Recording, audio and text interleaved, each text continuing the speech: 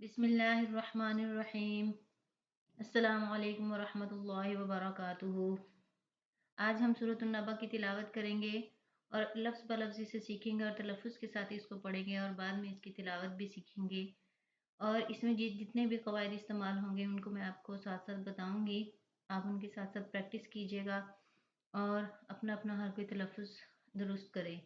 जिसका भी कुरान पाक ठीक नहीं है, उम्र के जिस हिस्से में भी वो हैं, तो अपना कुरान पाक दुरुस्त करें इंशाअल्लाह।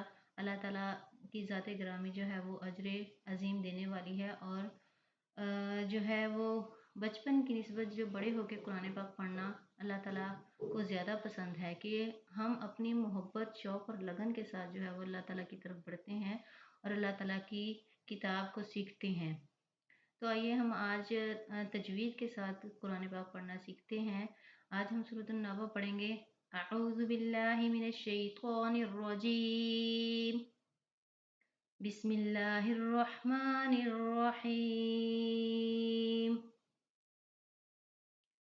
अम्मा यतसाअलून अनिन नबइल अज़ीम الذي هم فيه مختلفون كلا سيعلمون ثم كلا سيعلمون ألم نجعل الأرض مهادا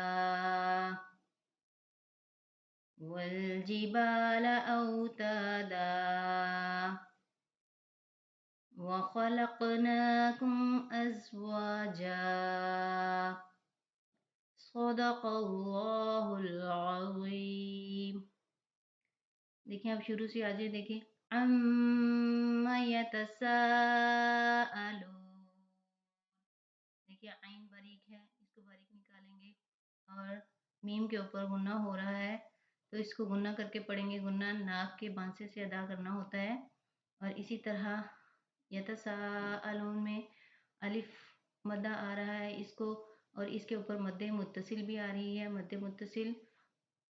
तो इसको हम जो है वो 6 अलिफ यानी 6 हरकत की मकदार के बराबर यानी 3 अलिफ के बराबर इसको खींच कर पढ़ेंगे। और यहाँ पे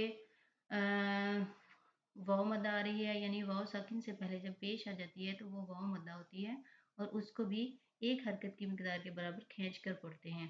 और वक़फ़ की सूरत में यहाँ पे आयत ख़त्म हो रही है तो नून के ऊपर जब हम वक़फ़ करेंगे तो वक़फ़ की सूरत में ज़बर जो है वो साकिन हो जाएगी। यतसाअलून पढ़ेंगे इसको।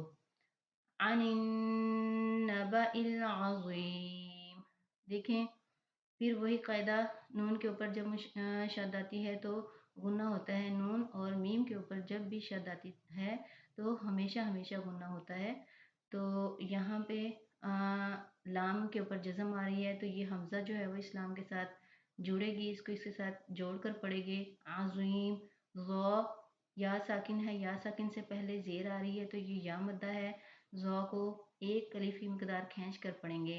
और इसी तरह जिस यहाँ पे आयत ख़त्म हो रही है तो मीम के नीचे ज़ेर है तो ज़बर, ज़ेर और पेश वक़फ़ की सूरत में तीनों साकिन हो जाते हैं। तो इसी तरह अनिन नबइल अज़ीम इस तरह पढ़ेंगे।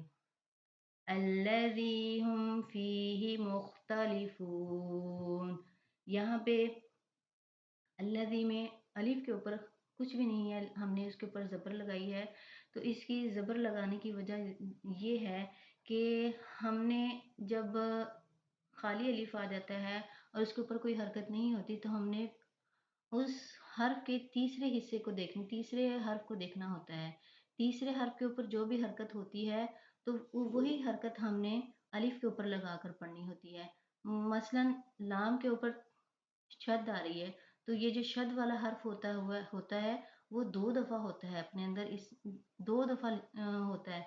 एक दफ़ा इसको जिस्म के साथ पढ़ना होता है और एक दफ़ा इसके ऊपर जो हरकत है इसके साथ हमने पढ़ना होता है। तो अब लाम के ऊपर, लाम जो पहला लाम था वो जिस्म वाला लाम था और ये जो दूसरा लाम आ गया उसके ऊपर ये ज़बर आ गई। तो तो इस हिसाब से ये हमारे पास तीसरा हर्फ जो है, अलिफ से तीसरा हर्फ जो है वो हमारे पास लाम, हरकत वाली लाम हो गई। तो ये जो हरकत है, ये तीसरे हर्फ की हरकत जो है वही हमने इस अलिफ के ऊपर लगा के और इसको इसके साथ जोड़ के हमने पढ़ा। और या साकिन से पहले जेर आ गई, फिर वही या मद्दा हो गई, तो जाल को हम लंबा करके पढ़ेंगे। अल्लज़ी, बाज़ लोग क्या करते हैं अल्लज़ी, और लाम के ऊपर तशदीद है तो इसके ऊपर सख्ती नहीं करते, अलाज़ी पढ़ जाते हैं, अलाज़ी। और बहुत सारी मिस्टेक्स ऐसी हैं जो हम कर जाते हैं तो हमें पता नहीं चलता, लेकिन हम अपनी तरफ से कहते हैं हमने ठीक पढ़ा, बट ये बहुत बड़ी मिस्टेक्स होती हैं। अल्लज़ी, लाम के ऊपर दबाव भी आएगा क्योंकि लाम की अदायगी 2 दफ़ा होने, पहले अल फिर ला, अल्ला, अल्ला, अल्लज़ी, इस तरह होगी।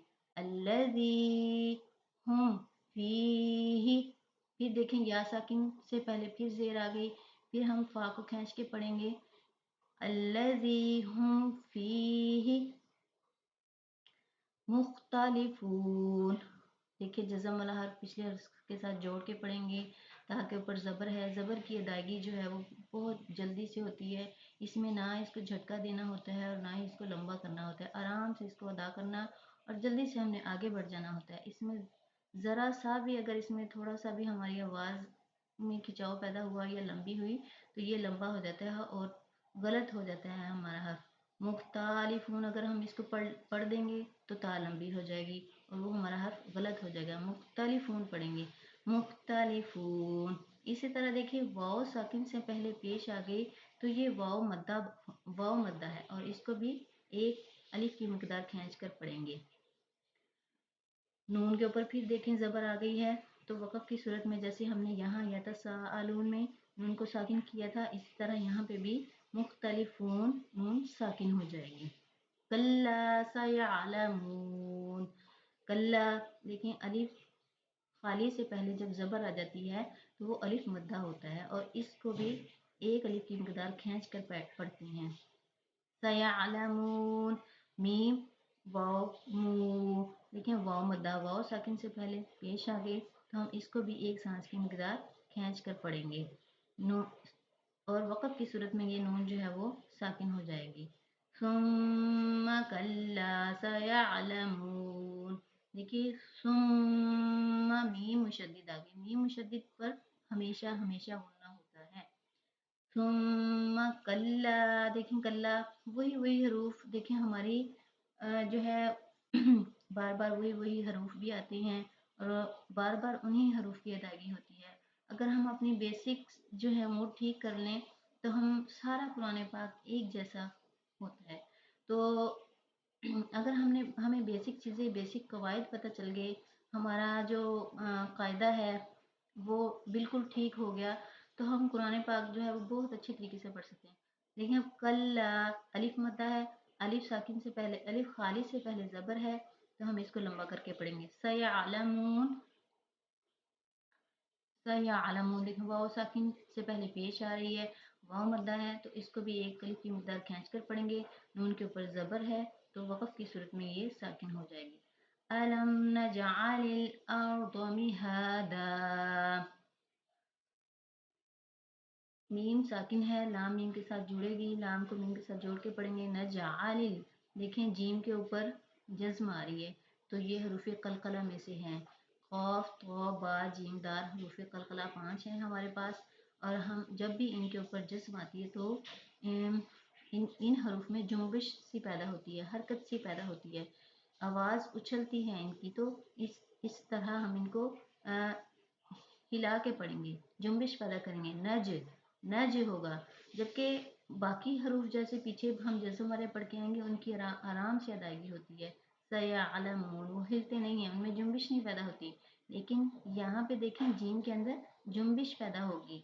नजअलिल, नज, नज होगा, नजअलिल अर्द मिहादा। अब देखें रॉ के ऊपर भी जज्म आ रही है तो हम रॉ को में जुम्बिश नहीं पैदा करेंगे, अर्द, आराम से पढ़ेंगे अर्द मिहादा।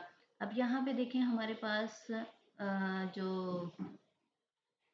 वक़फ़ का कानून है वो चेंज हुआ है, 2 ज़बर आ रही हैं आखिर में تو دو زبر جب کسی حرف کے آخر میں آتی ہیں تو ایک زبر الف کے ساتھ پڑھتے ہیں اور اس کو تھوڑا لمبا کر کے پھر چھوڑتے ہیں. دیکھیں یعنی ایک زبر ہماری حذف ہو جاتی ہے، ختم ہو جاتی ہے، اور ایک زبر الف کے ساتھ پڑھتے ہیں اور اس کو ایک الف کی مقدار لمبا کر کے پھر چھوڑتے ہیں. مہادا، ٹھیک ہے.